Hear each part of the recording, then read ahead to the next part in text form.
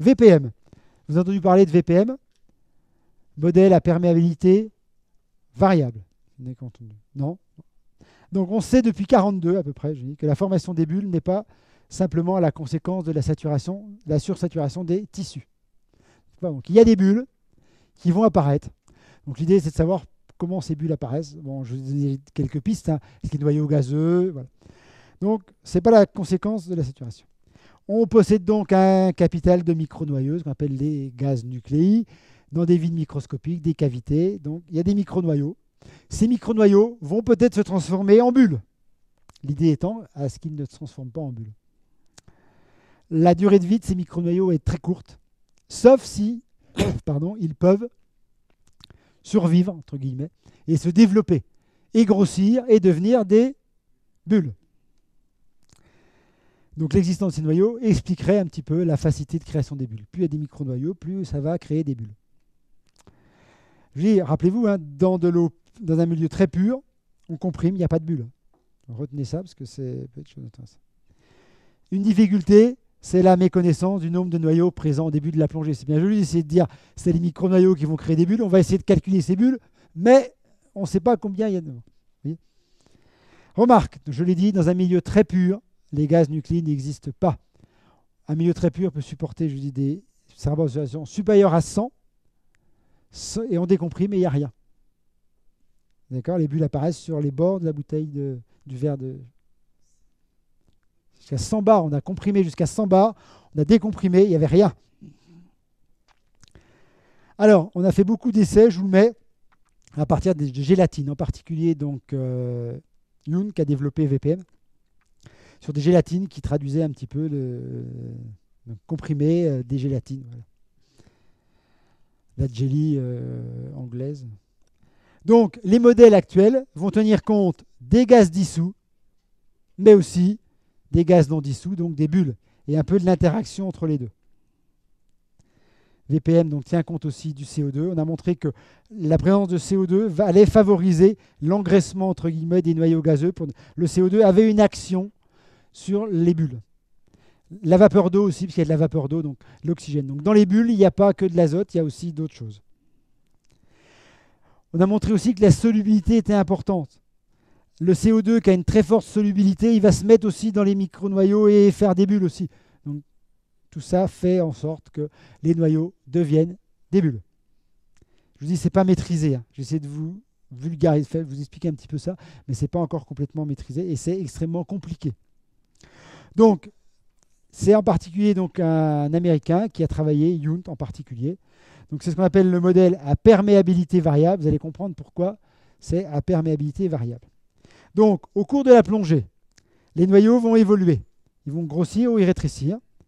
Ceux qui dépassent une taille critique vont grossir et devenir des bulles. Et les bulles vont grossir et devenir des bulles pathogènes et bloquées. Bon, ça, c'est l'exemple des décompression. Ceux qui sont très petits vont avoir tendance à disparaître. Toute l'astuce consistant à les faire disparaître ou à éviter qu'ils grossissent trop pour devenir des bulles pathogènes.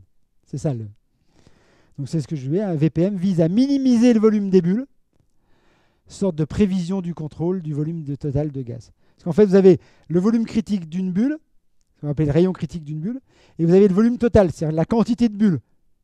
Donc on détermine à la fois le volume critique d'une bulle, mais aussi le volume total, les deux en fait, le volume critique, qui est le volume, la quantité de bulles qu'on a, et qui ferait que ça va devenir pathogène. Alors, un noyau gazeux, je vous ai pris un noyau gazeux, il faut savoir que le noyau gazeux, eh bien, ces variations de volume n'obéissent pas à la loi de Mariotte. On dit toujours, hein, petite bulle, la pression diminue, le volume augmente, PV égale constante. Eh bien là, non, quand c'est très petit. Pourquoi ? Mais c'est vrai aussi, on prend souvent l'analogie avec un ballon d'enfant, vous verrez que c'est pareil. Pourquoi ? Parce que la pression à l'intérieur de la bulle dépend de la tension de surface.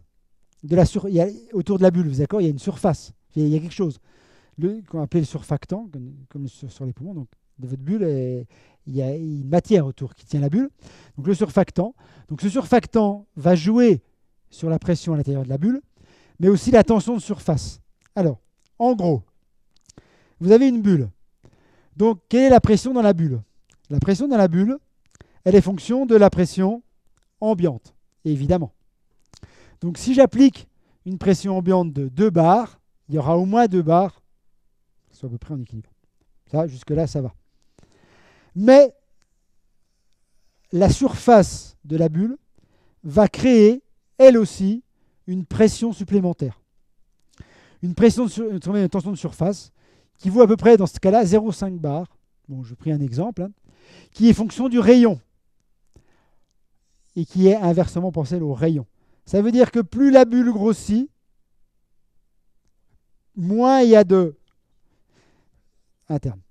C'est assez logique. Prenez un ballon, gonflez un ballon d'enfant, plus vous le gonflez, plus c'est facile à gonfler.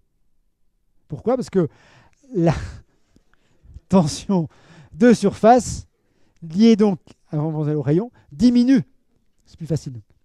Donc ça veut dire que dans la bulle, eh bien en fait, il n'y a pas 2 bars, mais il y a 2,5 bars.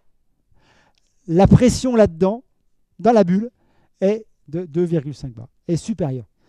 Donc, pression dans la bulle, c'est la pression ambiante plus donc un coefficient lié à la bulle et au surfactant, divisé par le rayon. D'accord? Voilà notre bulle. Bien. Alors, notre bulle, ce qu'on peut dire, c'est donc le noyau gazeux, une pression supérieure, fonction du rayon de la bulle, d'accord? Et fonction donc des propriétés de la membrane, le surfactant. Pourquoi? Parce que le surfactant, il est peut-être perméable, ou peut-être pas. C'est pour ça qu'on dit que c'est un modèle à perméabilité variable. Donc, je vous dis fonction du rayon de la bulle, ça on est d'accord, mais des propriétés de la membrane, le surfactant. Ça veut dire quoi? C'est-à-dire que le surfactant, la surface autour de la bulle, soit il provoque une barrière à la diffusion. C'est-à-dire que le gaz à l'intérieur ne peut pas sortir ou ne peut pas rentrer, soit il la bloque complètement. Perméabilité variable. Donc la diffusion au bulle tissu n'est plus constante. C'est-à-dire que le gaz qui est à l'intérieur, peut-être que si ça c'est étanche, ça va, mais peut-être que si ça c'est pas bien étanche, il va peut-être sortir le gaz ou rentrer. Donc la modélisation de la bulle doit tenir compte de la tension de surface, mais aussi de la perméabilité variable du surfactant. Ce qui fait que le gaz va peut-être avoir tendance aussi à bouger. Voilà le décor planté. Ça, c'est très théorique. Après, la réalité, ça c'est très simplifié.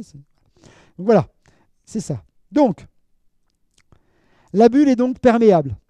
Ça signifie que les gaz dissous à l'intérieur peuvent passer d'un côté ou de l'autre. Donc je vous ai mis, vous voyez, dans la bulle, vous avez donc de l'azote, vous avez du CO2, vous avez de l'oxygène, vous avez de la vapeur d'eau, plein de choses. Puis ça peut éventuellement bouger en fonction aussi de la pression ambiante et de la tension. La P, c'est en anglais, mais skin, c'est la peau. Donc en fait, c'est la pression liée à la peau de la fonction du rayon. Pour éliminer, en tous les cas, pour éliminer la bulle, il faut une pression nettement supérieure à celle qu'on aurait imaginée. Donc, le modèle décrit la variation de la taille des noyaux pour soit former des bulles, soit disparaître. Voilà la naissance des bulles, c'est ça. Et voilà comment les bulles vont évoluer avec ces systèmes-là. Alors, si à l'intérieur de la bulle, la pression est supérieure à la pression des gaz dissous, que va faire la bulle? Elle va réduire. Pourquoi elle va se réduire? Parce que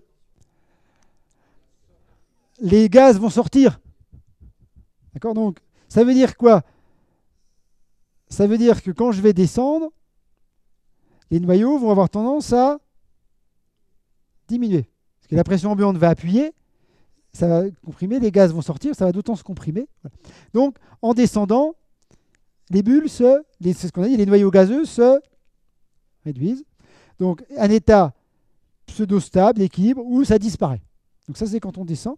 Par contre, on montre que aussi, si une pression suffisante est appliquée, la bulle se réduit tellement, ce qui fait que le surfactant devient imperméable. Alors, oui. Donc, vous voyez, tous ces paramètres qui bougent, alors peut-être que ça passe dans un sens, dans un autre sens, ça devient imperméable. Enfin, vous voyez. Donc, voilà, ça, c'est quand on descend. Maintenant, qu'est-ce qui se passe quand on remonte? Donc, la tension dans le compartiment devient supérieure à la pression dans la bulle. Donc que va faire la bulle? En plus, la pression ambiante diminue. La pression dans le compartiment est plus importante. La pression ambiante diminue, donc la bulle, elle va avoir tendance à grossir, c'est ce qu'on connaît. Et en plus, qu'est-ce qu'on va avoir? On va avoir de l'azote qui vient du compartiment qui va rentrer. Donc la bulle va grossir. Donc c'est ce qu'on connaît sur la remontée. Donc, la bulle grossit, en plus elle est engraissée par le CO2, par tout ce qu'il y a dans le tissu, dans le compartiment. Donc on peut dire que on va définir un rayon critique. Quand est-ce que la bulle grossit? Elle grossit si la pression ambiante plus le rayon critique, enfin la pression du rayon critique, si c'est égal à la tension dans le compartiment, c'est à peu près équilibré. Sinon, si la tension dans le compartiment, la bulle va grossir. Donc toute l'astuce du modèle, qui considère, je vous rappelle, que les noyaux et qu'il y a des bulles, même s'il n'y a pas d'accident, alors que Haldane, c'était on remonte, tant qu'on s'arrête, il n'y a pas de bulle, hein, c'est ça. Donc on étudie avec ce modèle-là, donc comment les bulles, quand on descend, rétrécissent, et comment, quand on remonte, les bulles évoluent. Donc la bulle doit générer en plus deux phénomènes contradictoires. La tension superficielle, qui va faire quoi? Qui va l'empêcher de rétrécir de trop. Et le surfactant, donc qui crée un truc et qui lui a tendance à, plus elle grossit, plus le volume diminue, donc moins on appuie, donc plus elle grossit, quoi. Il y a des phénomènes contradictoires. Donc il faut essayer de modéliser tout ça. Donc, pour retenir, donc, le modèle, qu'est-ce qu'il fait? Il calcule le nombre maximum de bulles saines que l'organisme. Donc il calcule en fonction, il dit je calcule le nombre de bulles. Et tant que ce volume de bulles est maintenu en dessous d'un certain volume critique, et non plus le rayon de la bulle critique, mais le volume, on dit que l'organisme a la faculté de supporter un certain nombre de bulles. C'est ce qui se passe, hein. On supporte un certain nombre de bulles, et ça va. Mais si jamais il y a trop de bulles, qu'est-ce qu'il faut faire? Il va falloir s'arrêter et les laisser s'évacuer par le filtre pulmonaire. Donc qui dit peut-être palier profond et toutes les théories. Donc la décompression, elle est dirigée par la croissance des bulles de façon à ne pas dépasser le volume critique. Et c'est ça maintenant, plus que dire je remonte et je m'arrête quand le coefficient de saturation critique est dépassé. Non, là c'est on remonte et on se dit ah, les bulles grossissent, il y en a peut-être un peu trop, le volume est trop important, on va s'arrêter, on va attendre qu'elles disparaissent. Attention, je vous dis, le modèle ne prévoit pas la création de nouveaux noyaux. Vous faites des efforts, des trucs, vous agitez, peut-être qu'il va y avoir des nouveaux, tout ça. Donc, pendant la descente, qu'est-ce que fait le modèle? Il calcule la réduction des noyaux. C'est un point critique, c'est qu'il faut calculer, il faut estimer à peu près le nombre de noyaux, puis calculer comment ils ont été réduits, ces noyaux. Alors, la pression de réduction donc, de ces noyaux, elle est en fonction de la profondeur. Plus je descends, effectivement, plus ça se réduit. La vitesse, on a montré aussi que plus je descends vite, plus les noyaux se réduisent vite. Du mélange utilisé, des compartiments, enfin bon, il y a plein de facteurs qui sont pris en compte pour calculer la réduction de ces noyaux. Plus les noyaux sont réduits, plus après quand on va remonter, moins il y aura de bulles. L'idée c'est de les réduire, voire de les faire disparaître. Donc la réduction des bulles n'est pas basée uniquement sur le maximum de pression ambiante, c'est-à-dire que ça ne tient pas compte uniquement de la pression, mais de la mélange, de la vitesse, de plein d'autres choses, la réduction des noyaux. Et il semblerait que plus on descend vite, plus on écrase des noyaux. Les profils avec VPM donc, imposent des paliers à des profondeurs plus importantes, évidemment, parce que dès qu'on voit qu'il y a trop de bulles, on s'arrête, on attend qu'elles disparaissent. Et c'est bien le volume des bulles qui est l'élément directeur. C'est plus je remonte, puis quand il y a un palier, non. Donc voilà, là je vous ai mis un exemple de courbe. Bon, c'est juste pour vous montrer. Donc les temps sont paliers. Vous voyez, 36 mètres, c'est 12 minutes. On retrouve quand même des choses. Mais ça, c'est uniquement des courbes de sécurité basées sur la croissance des bulles. C'est intéressant parce que VPM explique des choses. Alors, vous avez vu que les coefficients de sursaturation critique sont plus importants pour les tissus courts ou les tissus longs, si je parle en tissu. Alors, avant, on apprenait ça, on disait il y avait les os, le sang, les tissus longs. 120 minutes, c'est un tissu long. 120 minutes, c'est quel coefficient? C'est le 1,4. Et le tissu le plus court, c'est 2, Donc vous êtes bien d'accord que les tissus rapides admettent des coefficients de saturation critique plus importants que...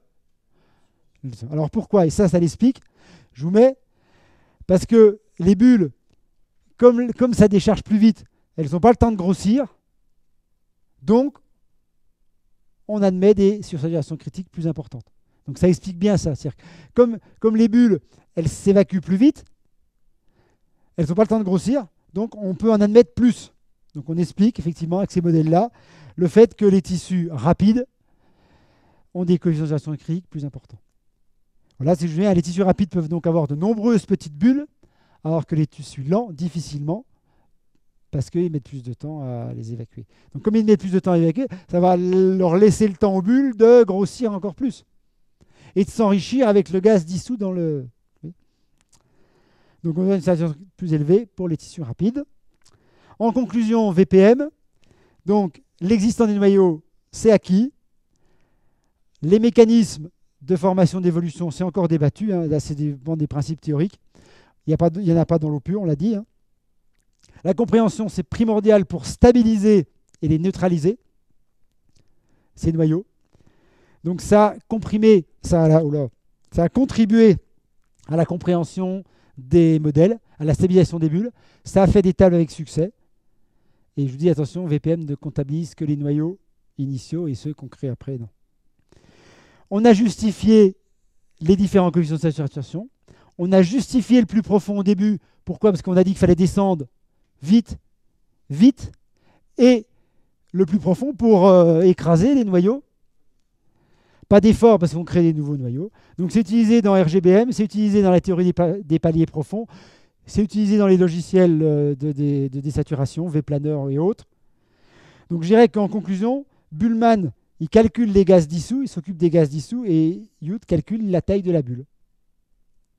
Et avec ça, on arrive à faire des choses maintenant qui sont en fait un mélange des deux.